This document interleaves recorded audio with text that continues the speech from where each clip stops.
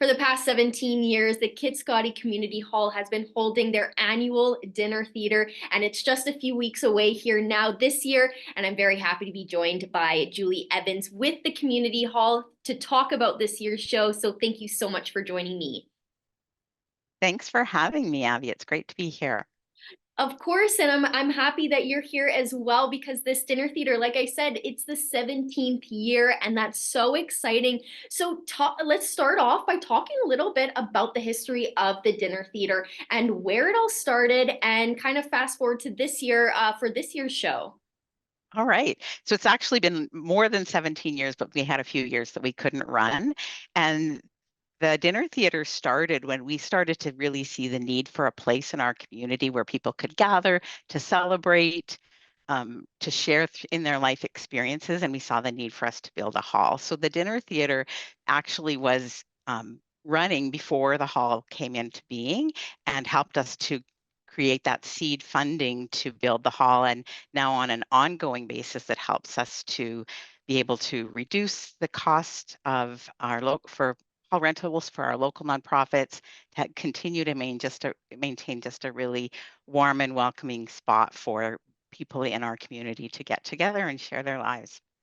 That's wonderful. And it's a great way, like you said, to keep up with the hall. And it's a fun way to raise that money to keep it Absolutely. running. And I know there's a huge crowd of theater lovers, and something like a dinner theater is so unique and just so fun to spend an evening. So that's a wonderful. Now, going off of this year's show, we're going to talk a little bit about it will take audiences back to the Prohibition era.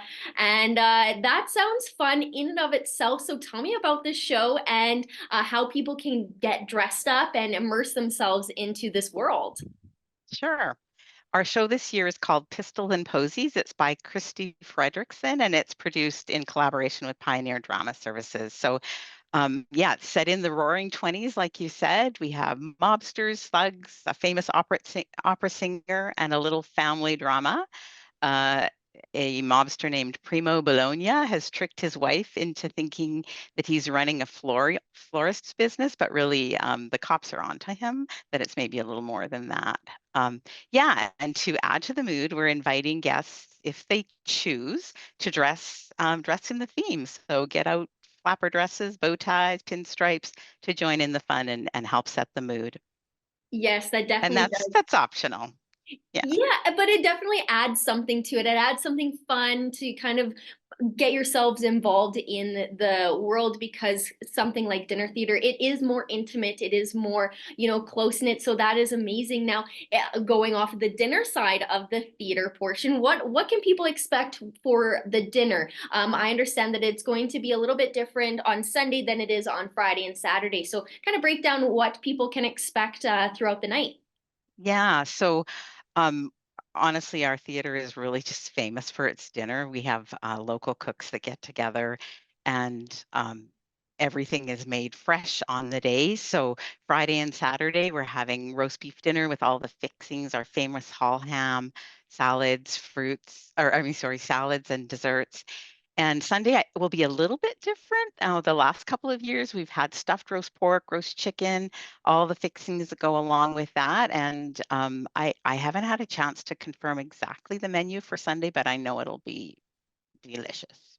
Yes, that sounds fantastic, and definitely a great way to spend your evening all in all. Have a great meal while also watching a fantastic show as well. Now, for people who are interested in buying tickets, I understand that tickets are almost sold out. There are still some available, but they are selling quickly. So if you want tickets, definitely get on that right away. So how can people get tickets? Where do they need to go, or who do they need to contact?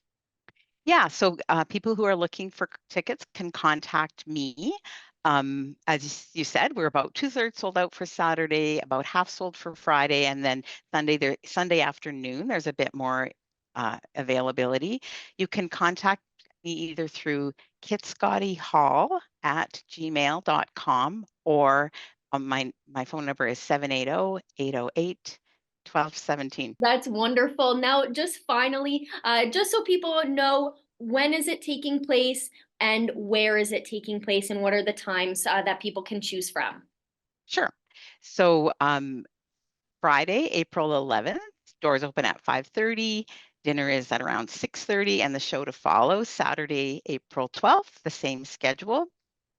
On Sunday, April 13th, the doors will open at noon. The lunch will be served at 1, and the show is at 2 o'clock. Wonderful. Well, thank you so much for joining me, and I wish you the best of luck for this year's dinner theater. I have no doubt that it's going to be spectacular. Thank you. And thanks so much to Chad and all of you at Stingray. We really appreciate your support and the support of our many, many volunteers. Thank you, Abby.